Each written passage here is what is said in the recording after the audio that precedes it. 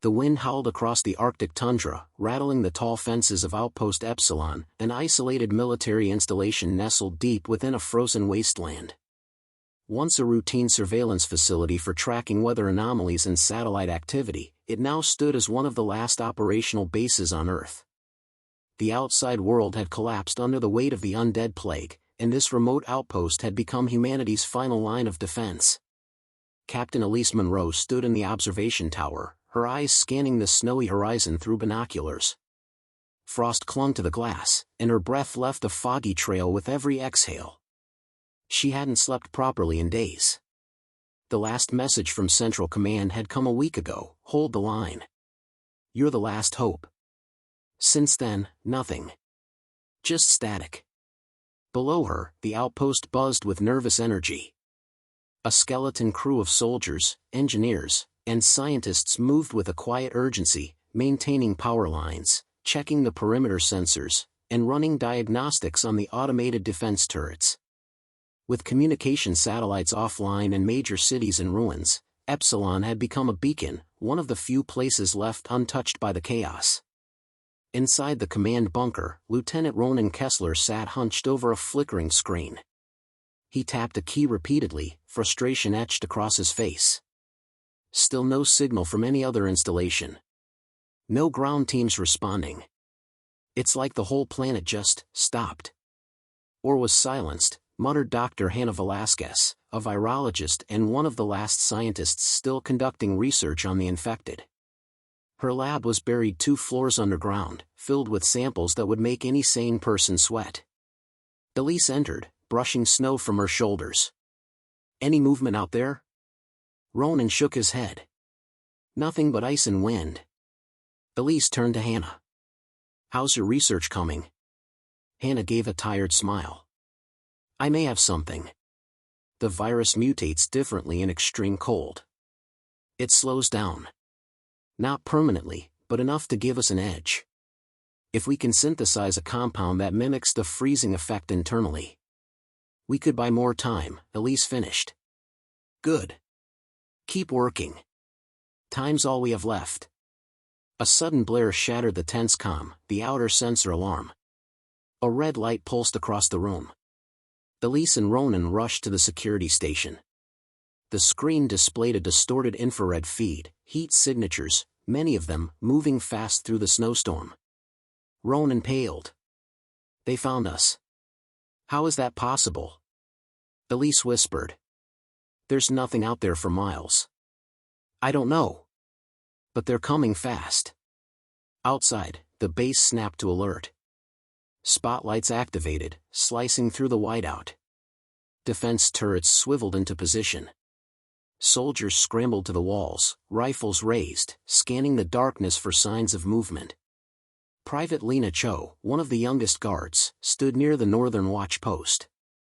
Her gloved hands trembled as she peered through night vision goggles. At first, she saw nothing, just swirling snow. Then, shapes. Dozens. No, hundreds.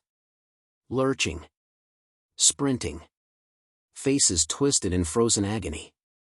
Their skin blackened by the cold but still moving, still alive, or something like it. They're everywhere, she shouted into her radio. Hold your fire. Elise's voice came through calmly. Wait until they're in range. Let the turrets do the heavy work. The creatures charged the outer fences, ripping through the first layer with terrifying force. Sparks flew as the automated turrets locked on and opened fire. Muzzle flashes lit up the storm. Dozens of zombies dropped, their bodies freezing to the ground. But the others kept coming, climbing over the fallen, screeching and flailing like a rising tide. Back in the command bunker, Hannah stood frozen in front of the surveillance feed. They're evolving, she said in disbelief. They're coordinating. That's not instinct, that's intention. Ronan turned toward Elise. We need to evacuate. Elise shook her head. There's nowhere to go. We stand and fight. The outpost shuddered as an explosion rocked the eastern perimeter. One of the fuel tanks had gone up, too close to the wall. Contain that fire. Elise barked into the comms. Lena watched in horror as the breach widened. The horde surged through the gap like water through a crack in a dam. The turrets jammed. One by one, the automated systems faltered, corroded by ice, overloaded by sheer numbers. Elise grabbed her rifle and donned her gear. Sound the lockdown. Everyone to defensive positions. We hold them off as long as we can. Ronan hesitated. And after that? She looked him dead in the eyes. Then we make sure they never leave this place. As sirens wailed and the base descended into chaos, one thing became terrifyingly clear. Outpost Epsilon was no longer just a last hope, it was a final stand. End of Part 1. Let me know when you're ready for Part 2, or if you'd like any changes. You said. The sirens were deafening. Inside Outpost Epsilon, every corridor glowed red under emergency lights. Automated shutters sealed lower-level doors as soldiers scrambled into position. The eastern wall, breached and burning, cast flickering shadows across the snow-covered compound. Captain Elise Monroe ran through the central hallway, barking orders into her radio. All units, fall back to Zone Bravo. Set up fallback lines inside the compound. We can't let them reach the lab. Lieutenant Ronan Kessler, blood streaking his cheek, met her at the entrance to the armory. Perimeter's gone, he panted. We've got heavy losses on the east side. They're inside the gates. Any civilians still outside? None. Last evac made it through 10 minutes ago. Elise slammed a fresh magazine into her rifle. Then this place becomes a trap. Lock every door behind us. A sudden bang echoed down the corridor, followed by an unearthly shriek. Elise and Ronan turned just in time to see two figures sprinting toward them, Private Lena Cho, limping and gasping for breath, and Corporal Malik Turner, dragging a wounded comrade. They're right behind us. Lena shouted, her voice ragged. Ronan fired past them. One of the infected, a shriveled woman with icy limbs and a mouth open too wide, collapsed under the burst. Another creature hurled itself toward the ceiling, claws digging into the metal panels as it clambered down toward them like an animal. Elise didn't hesitate. One clean shot through the skull dropped it mid-leap. They slammed the blast doors shut. Casualties? Elise asked, turning to Turner. Gonzalez is bitten, he said grimly, looking at the unconscious soldier in his arms. Neck. Deep. Everyone went quiet. In the center of the compound, Dr. Hannah Velasquez worked feverishly. The lab was reinforced, steel-lined, pressurized, and independently powered, but she knew it wouldn't stay safe forever. The vials in front of her pulsed under blue light, each one a potential breakthrough. Her data showed that in cold conditions, the virus didn't replicate as fast. If she could synthesize a freezing agent that mimicked this effect inside the human body, it might suppress infection long enough to administer a cure, or escape. But they were out of time. Where's Monroe? She asked the lab assistant. Still fighting. East corridor. Last I heard, the wall fell. Then we do this now. Hannah tapped into the outpost's internal comms. Captain Monroe, it's Velasquez. I have a prototype. 1 dose. It slows viral spread, gives us hours, maybe more. There was static, then Elise's voice, how soon until you can make more? Not without supplies from the storage module in the south wing. But you'll need to get through the infected to reach it. Elise cursed under her breath. Mark it on the map. We'll make a path. Meanwhile, down in the generator room, Ronan and Lena prepared their defense. The infected were closing in from the north. The backup lights flickered, one last warning that power stability was slipping. We hold here, Ronan said, handing Lena a shotgun. If they reach the generator, it's over. No lights, no labs, no defenses. Lena nodded, jaw clenched. If I die here, tell my mom I did something right. You'll tell her yourself, he replied grimly. They waited in silence, backs to the wall. Then came the scratching, metal bending. A vent above them buckled. One clawed hand slipped through, then another. The creatures had learned. They weren't just attacking, they were adapting. Contact, ceiling. Ronan shouted. The fight was close, desperate, brutal. Shotgun blasts echoed in the narrow space. Blackened limbs fell. One of the infected crashed into the control panel, sending sparks flying. But the lights stayed on. Just barely. Elsewhere, Elise led a small team toward the south wing. Ice crusted over the hallway, slowing their movements. Dead bodies littered the path, some wearing Epsilon uniforms. They reached the storage module, a reinforced container bolted into the wall. Elise keyed in the override code. The door hissed open. Shelves of cryo compounds and sealed equipment gleamed under the emergency lights. Behind them, a soft growl. 3 infected had followed them, silent and fast. One lunged for Elise. She dropped, rolled, and fired upward, blasting its jaw clean off. Turner took a slash across the chest, staggering back. Another creature grabbed a soldier and slammed him into the wall with sickening force. But they got the supplies. Move! Elise shouted. Back to the lab. Go! They ran, dragging the container behind them. Every step felt like it could be their last. But when they burst back through the lab doors, Hannah was ready. She took the supplies without a word, already mixing, measuring, calculating. Elise slumped against the wall, breathing hard. We can't hold them much longer. You won't have to, Hannah said. Give me 1 hour. Elise looked at the steel doors, already beginning to tremble under pounding fists. You have 30 minutes. End of part 2. The clock ticked louder than any explosion. In the reinforced lab chamber, Dr. Hannah Velasquez moved with unshakable focus. Every second counted. With trembling fingers, she combined stabilizing agents into the cryo compound while sweat dripped from her brow despite the freezing temperature. Captain Monroe watched the countdown on her wrist pad, 27 minutes left. How confident are you this will work? She asked, her voice low. Not confident enough, Hannah replied without looking up. But if it does, it might buy us time. Maybe even slow down a full infection, long enough to find a real cure or get to evac. Elise nodded. That's all we need right now. Suddenly, the compound trembled. Dust rained from the ceiling. From the lab's internal camera feed, they saw it. The infected were hammering the main hangar doors. Dozens of them. Their pale skin glistened with frost. They were evolving, faster, smarter, more coordinated. Lieutenant Ronan Kessler's voice crackled over the radio. They're organizing. Like a pack. They're not random anymore. What's your position? Elise asked.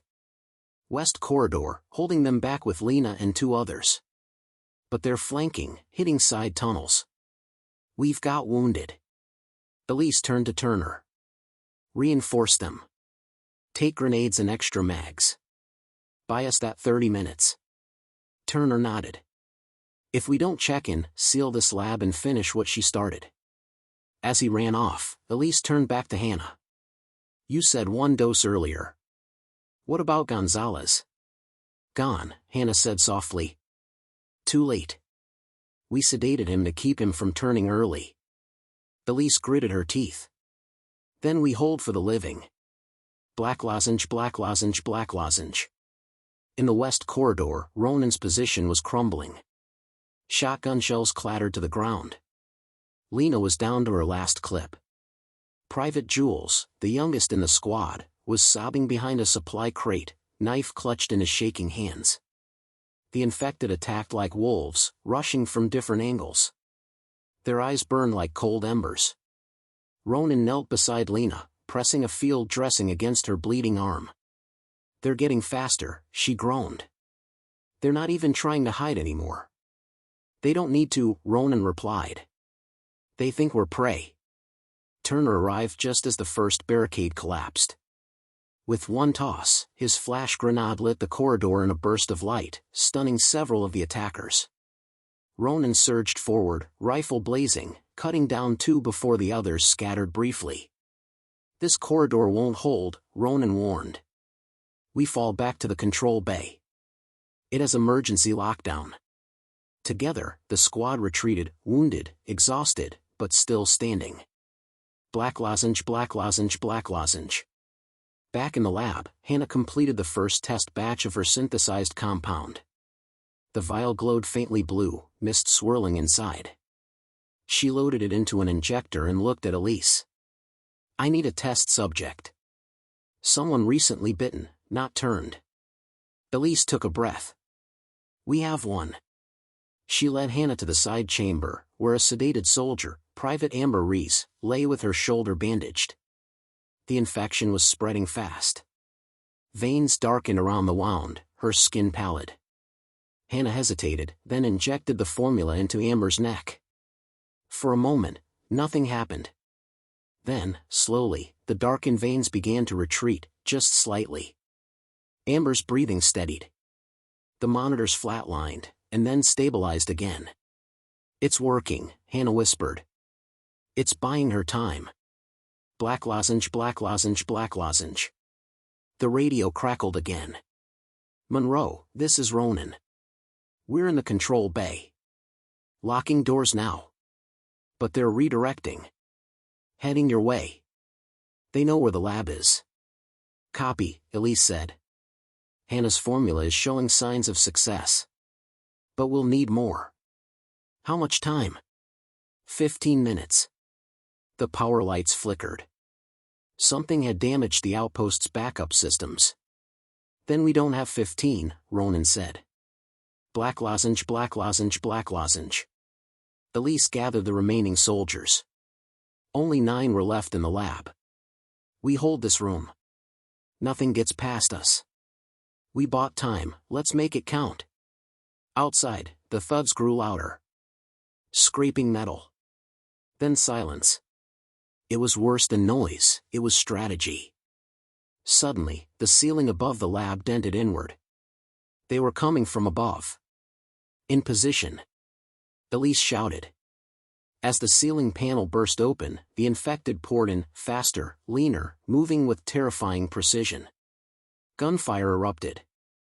And still, Hannah kept working, mixing a second dose. One creature broke through the defense line, lunging toward Hannah. Elise tackled it mid-air, slamming it into a steel counter and jamming her knife through its neck. Bloodless, cold. She rolled off, panting. Tell me you're close.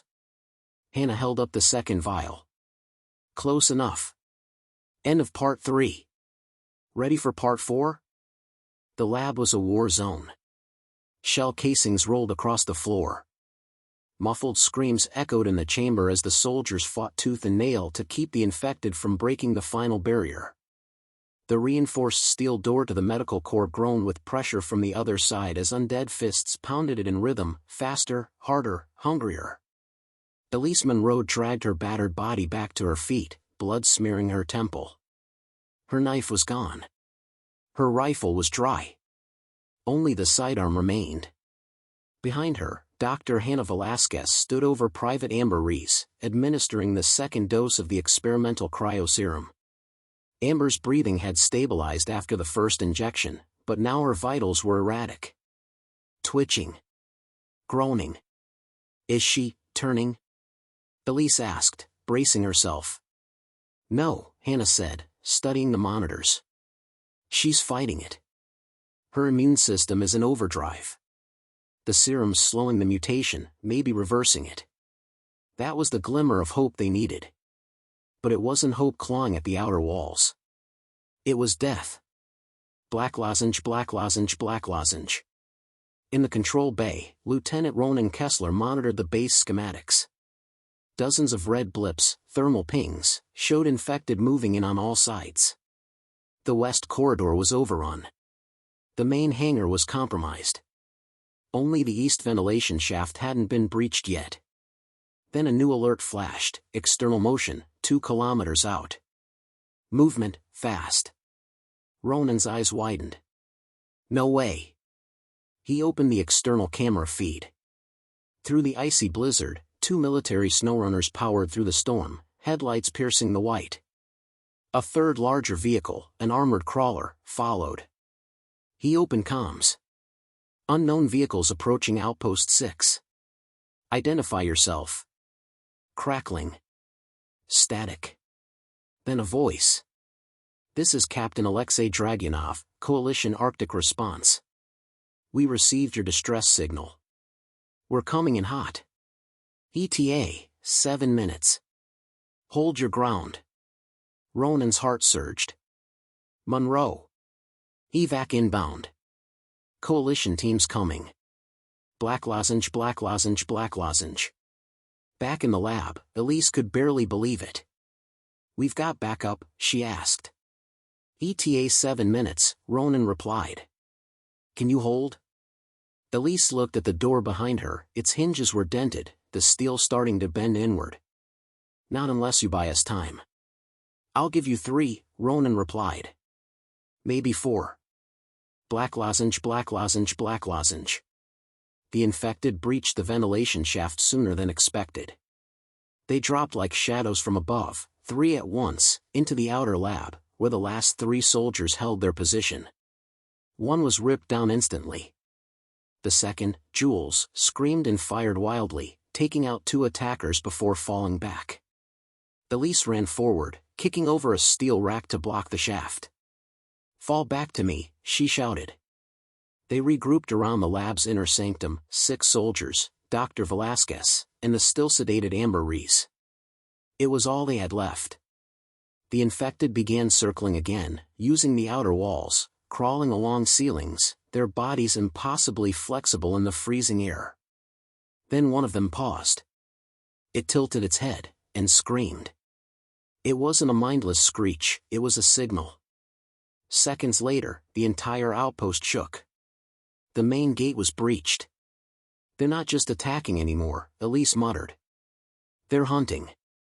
Black lozenge, black lozenge, black lozenge. As the outpost collapsed from the outside in, Ronan and his small squad made their last stand in the eastern tunnel. Grenades echoed, rifle fire lit the narrow passage like lightning, and blood sprayed the walls, black, frozen, inhuman. I've got eyes on the crawler, someone shouted. They're almost here. A second later, the overhead hatch blasted open, and the elite coalition team stormed through. 3 armored soldiers dropped in. Laser-sighted rifles, frost armor, and gas masks. They moved like machines, tactical, efficient. In 30 seconds, the infected were neutralized in the corridor. Ronan stood panting, then saluted. We've got wounded survivors in the lab. We're here for them, one soldier replied. You've got 2 minutes. Then this place goes dark. Black lozenge, black lozenge, black lozenge. Elise heard the rumble of the crawler's engines as it parked just outside the facility. Rescue had arrived, but the infected knew it too.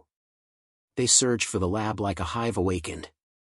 Elise stood in front of the door, sidearm drawn. Behind her, Hannah sealed Amber's medical pod, locking the private into cryostasis for transport. Then the door exploded inward. The lead infected, once a man, now a towering, twisted figure, lunged at Elise. She fired 3 times, but it didn't stop. Just before it reached her, a bolt of blue plasma tore through its chest. A coalition soldier stepped through the smoke. Evac team. Move. Elise didn't hesitate. Get her out, she said, pointing to the pod. She's the only one who might survive this long enough to save the rest of us. The survivors loaded the pod and fell back under heavy covering fire. As the last coalition soldier triggered a timed demolition charge on the lab's entrance, Elise looked back one last time. Smoke. Fire. Frost. This place had been their tomb. Now, it might be humanity's second chance. End of Part 4. The crawler roared across the tundra, its reinforced tracks grinding through the snow-covered ice as the sun dipped below the frozen horizon. Inside, the surviving members of Outpost 6 huddled in silence, each one processing the trauma of the last few hours in their own way. Elise Monroe sat near the cryopod containing Private Amber Reese, her eyes locked on the blinking lights that indicated the stasis system was still holding. The pod hissed gently, maintaining the sub-zero environment necessary to slow the infection raging within Amber's body. "She's stable for now," Dr. Hannah Velasquez murmured, clutching a thermal blanket around her shoulders. "But if we don't get her to a proper facility soon, the serum won't be enough." Elise nodded. "Where's the closest base?" Across from her, Captain Dragunov checked his datapad. His voice was calm, but firm. "Coalition Medical Command. 70 miles east. High elevation research station. Secure. Or at least it was, before we lost contact 2 days ago." Ronan Kessler looked up sharply. "You lost contact?" Dragunov didn't flinch. "We have to assume the worst. But it's still our best shot." Elise's jaw tightened. "Then we move fast, and we move ready." Outside, wind howled like wolves. And in the distance, something howled back. Black lozenge, black lozenge, black lozenge.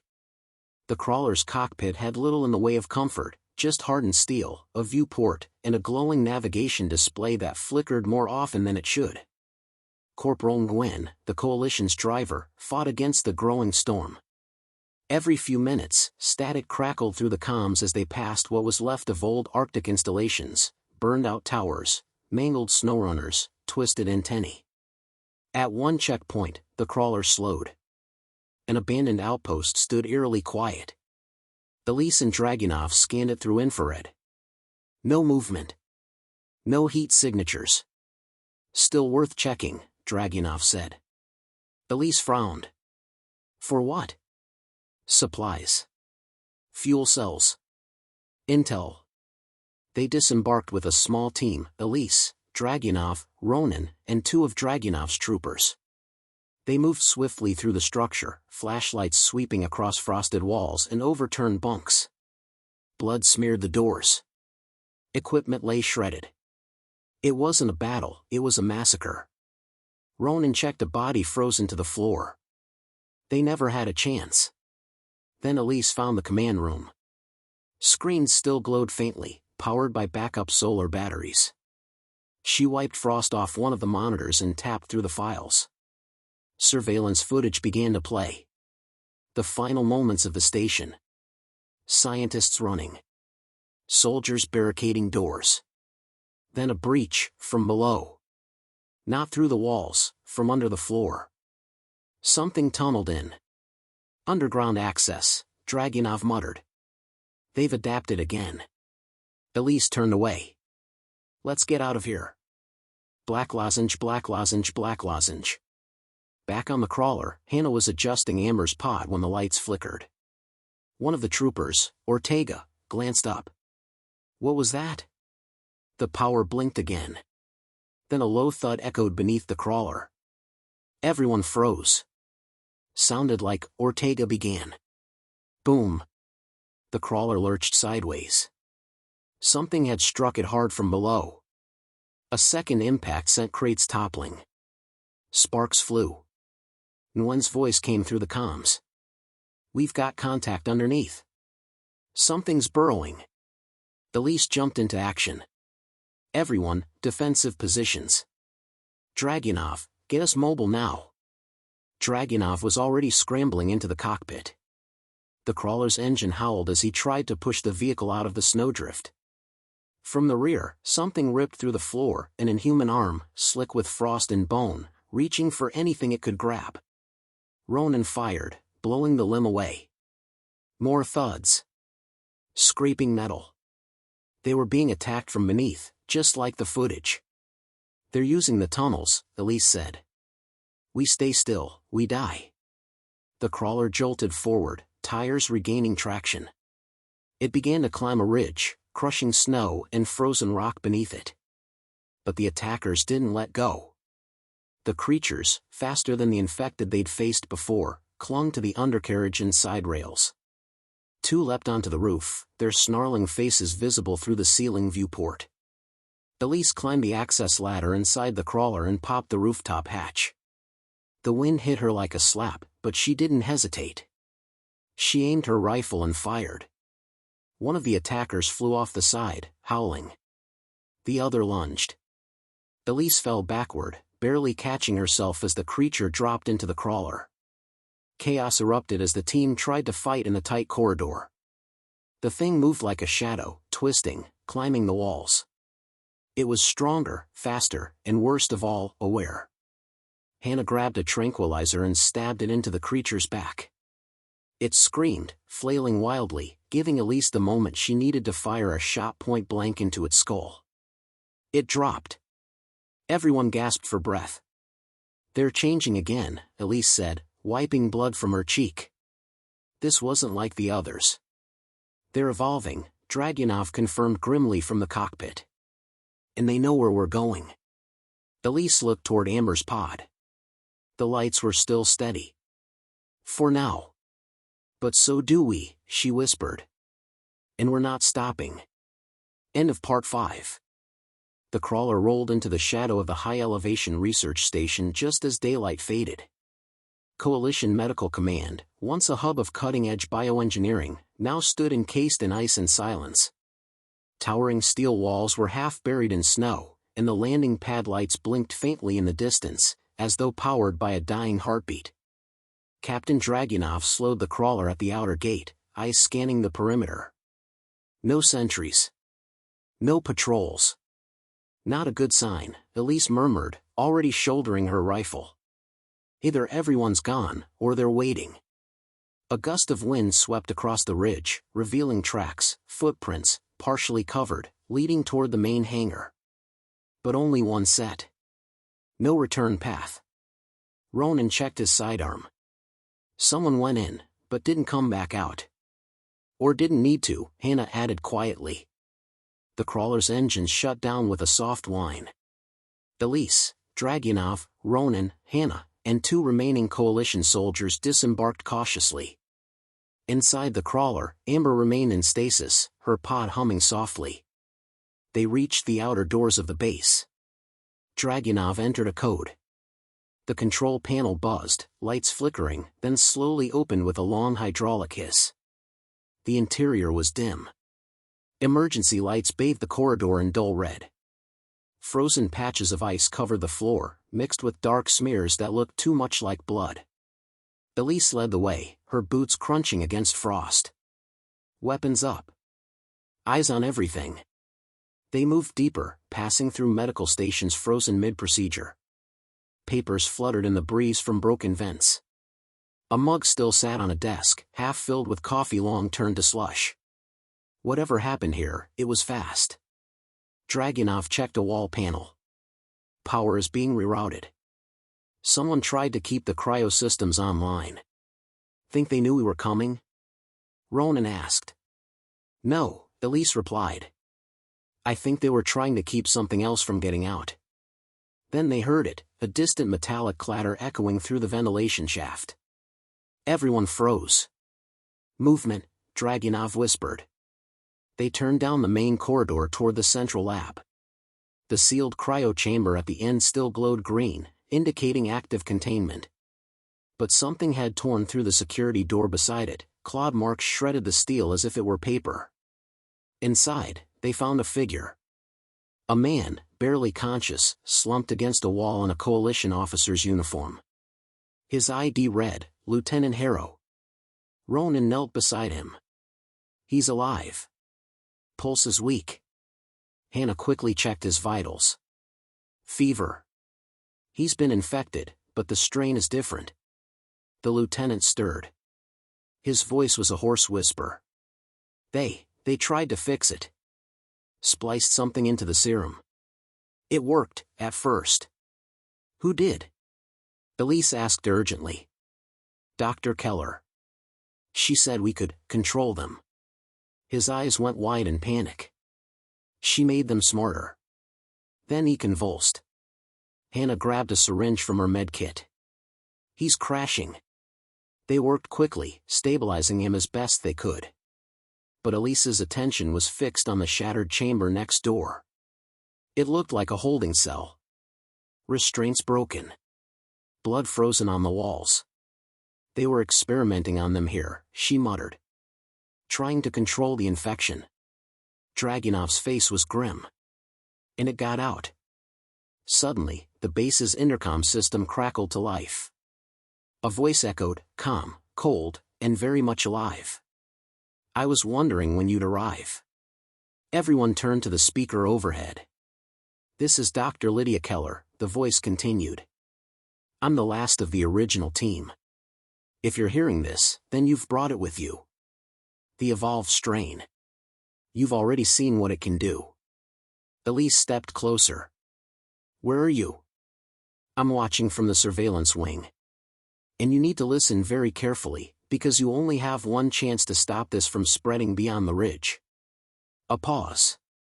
"There's a vault beneath the base. Inside is the original prototype serum, the only one that worked before everything fell apart. If you want to save your infected soldier, and the rest of your world, you'll need it." Dragunov growled, "Then open the vault."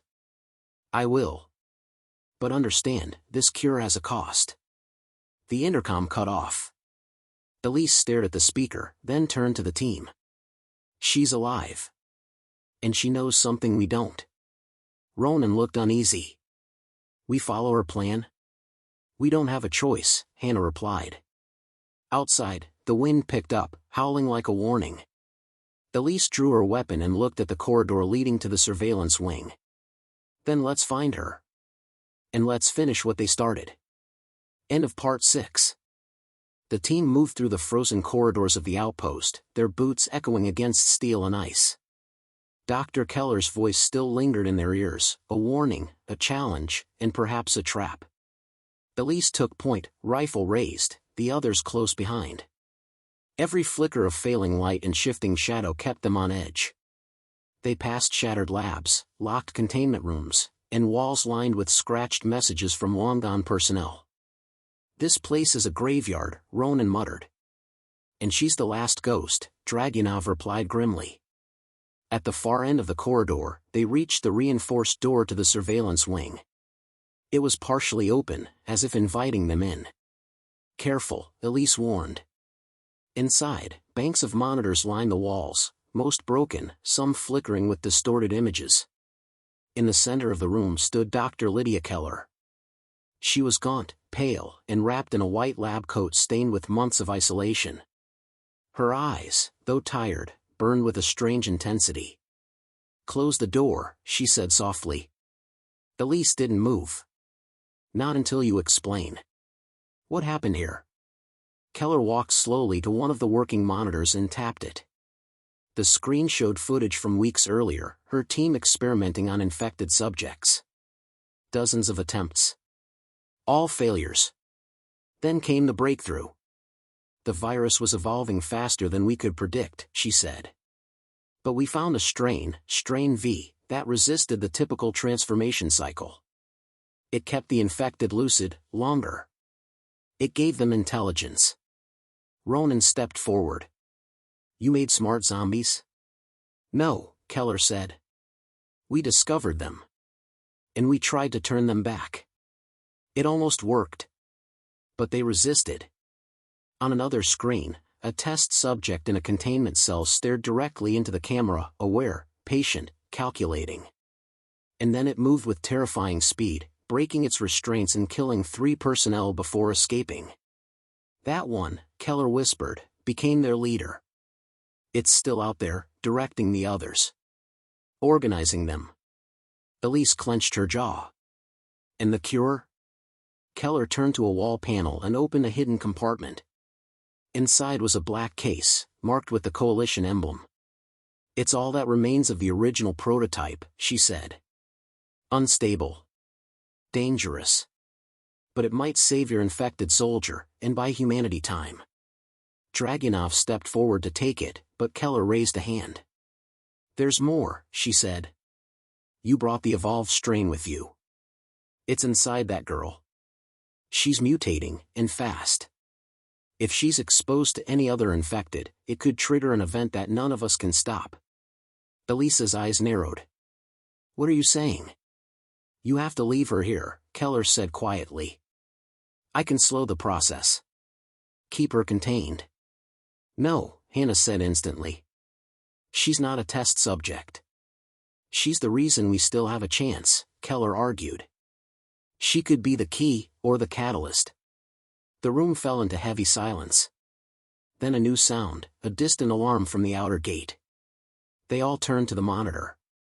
Multiple thermal signatures appeared, approaching fast. "They found us," Keller said. "How many?" Dragunov asked. Keller's voice was hollow. "Too many." On screen, dozens, maybe hundreds, of infected moved up the frozen pass, coordinated and fast. The leader was among them, a tall, hooded figure with a cold, calculating expression. The one from the test footage. Elise turned to Keller. "We'll hold the outpost. But if we fall, you destroy everything." Keller hesitated, then nodded. "I'll initiate base lockdown and seal the lower vault. If you can hold them back, maybe this place becomes the final defense." Ronan checked his rifle. "We make our stand here, then." Keller handed Elise the black case. "This is your only hope. Protect it." As the team rushed back to the main control chamber, Elise barked orders. "Everyone to the perimeter walls. Fortify the entrance. Hold the crawler bay as last fallback." The Coalition's last outpost was no longer a research facility, it was a battlefield. And the final defense had begun. End of Part 7. Let me know when you'd like to continue with the final chapter, Part 8, Stand or Fall. You said. The wind howled through the icy canyons as darkness swallowed the final hours before dawn. Floodlights buzzed to life atop the walls of the remote outpost, their pale beams cutting through the swirling snow. Below, in the valley, shadows moved, hundreds of them, undead forms crawling, running, advancing under the command of the one who had once been human, now something more. Inside the outpost, Elise and her team moved quickly. Reinforced barricades were set at the main gate. Dragunov and Ronan prepped the last of their charges. Hannah, wrapped in thick blankets to suppress her growing fever, was positioned in a secured interior chamber under the supervision of Dr. Keller. Elise stood atop the command platform, scanning the field through a scope. The leader of the infected stood still at the front, watching the outpost like a general surveying a fortress. It tilted its head, curious, calculating, then raised one arm.